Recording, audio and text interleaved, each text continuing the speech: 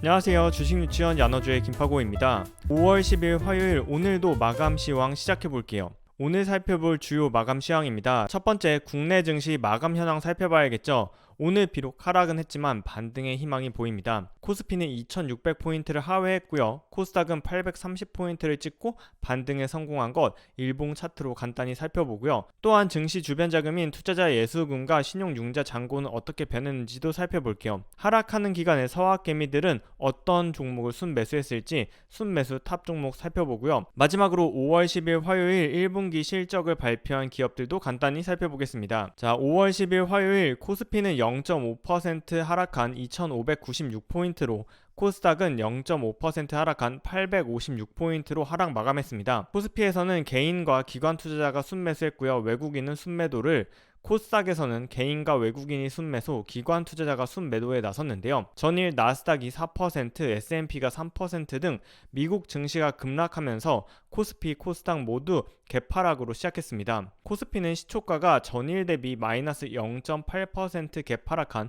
2590포인트로 시작해서 오전 9시 20분에 전일 대비 무려 2.2% 급락한 2553포인트를 기록하며 장 초반 급락세를 보였지만요. 오후 들어서 낙폭의 대부분을 만회하며 양봉으로 마감해서 시초가 대비해서 상승한 2596포인트로 마감했고요.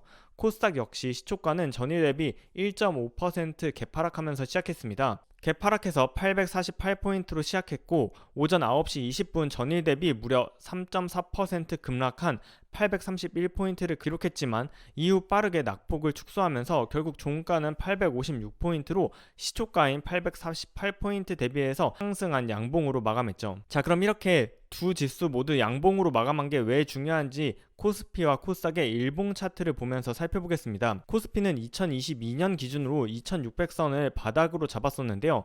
오늘 비록 코스피가 2600포인트는 깨졌지만 밑꼬리를 많이 남기며 양봉으로 마감한 걸 확인할 수 있습니다. 왼쪽에 코스피 일봉 차트를 살펴보면요. 지난 1월 28일에도 코스피가 하락 출발했지만 양봉으로 마감하면서 반등에 나선 모습을 확인할 수 있습니다. 자, 코스닥 역시 2022년 올해에는 830에서 840포인트에서는 반등하는 모습을 보여주었는데요.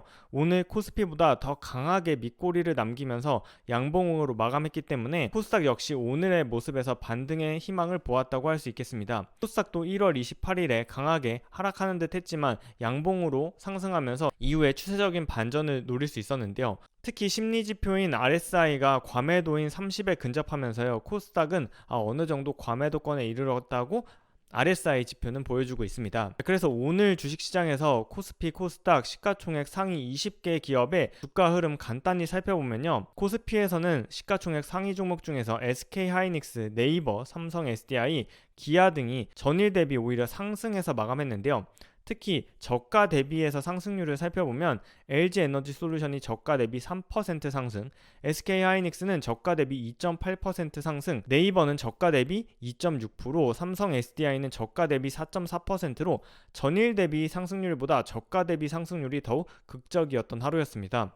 이러한 추세는 코스닥 시가총액 상위 종목에서도 드러나는데요. 코스닥 시가총액 상위 20개 종목의 전일 대비 등락률은 그리 크지 않지만 이 중에서 저가 대비 등락률을 살펴보면요. 에코프로비엠, LNF, 첨보와 같이 2차전지 기업들이 저점 대비해서 3%에서 많게는 7%까지 상승했고요.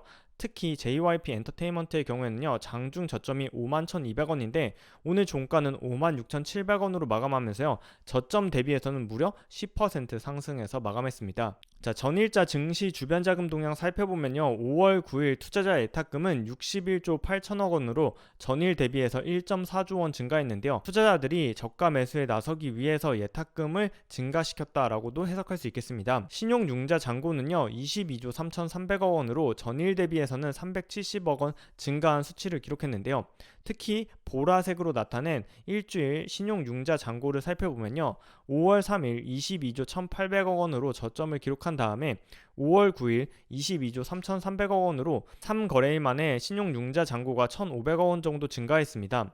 증시의 바닥은 보통 신용융자 잔고가 꺾이는 시점에서 나왔다는 점에서 이번 하락기에는 아직 신용융자 잔고의 바닥은 나오지 않았다는 점이 앞으로의 증시에 어떻게 영향을 미칠지 추적 관찰이 필요해 보입니다. 자, 이렇게 코스피와 코스닥 모두 양봉 마감했던 5월 10일 주요 아시아 증시는 어떻게 마감했는지 살펴보면요. 먼저 상해 종합지수는 플러스 1% 상승해서 마감했고요.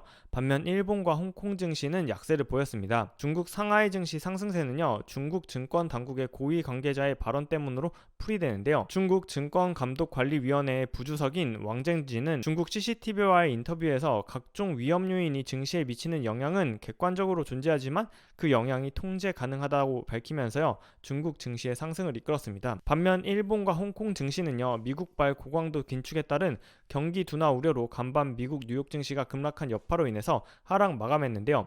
홍콩 항생지수는 전일 대비 마이너스 1.5% 하락한 19,680포인트, 니케이 225 지수는 전일 대비 0.6% 하락한 26,167포인트를 기록했는데요. 일본 증시와 홍콩 증시 모두 하락했지만 둘 다 양봉으로 마감했다는 점에서 아시아 증시 역시 반등에 대한 기대감을 높인 하루였습니다. 자, 이렇게 증시가 폭락할 때 서학 개미들은 어떤 종목들을 순매수했는지 5월 2일에서 9일 기준으로 서학 개미가 순매수한 탑10 종목을 살펴보면요.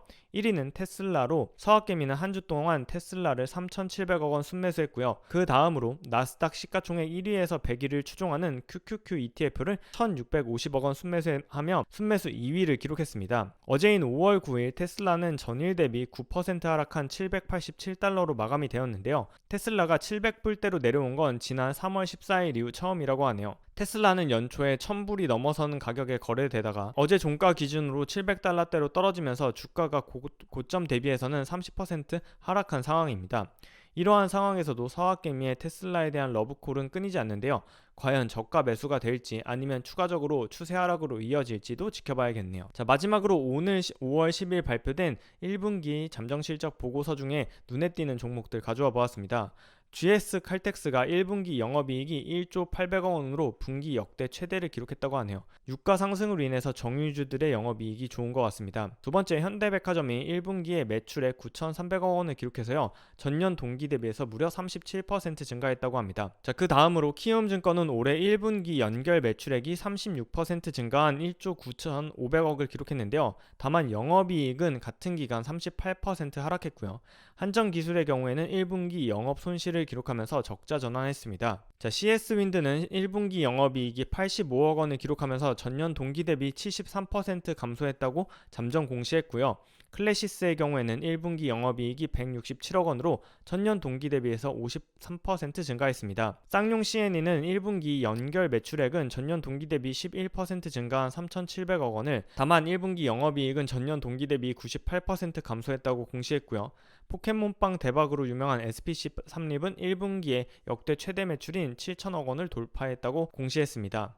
자, 영상 마치기 전에 주의사항 안내드리면요. 본 영상에서 언급한 종목의 매수 매도 추천이 아니라는 점 유의하세요. 자, 5월 10일 화요일 오늘의 마감 시황은 여기까지입니다. 오늘도 야노주와 함께 공부해 주셔서 감사하고요. 저는 내일 아침 오늘의 경제 뉴스로 돌아올게요. 그럼 내일 아침에 만나요. 안녕.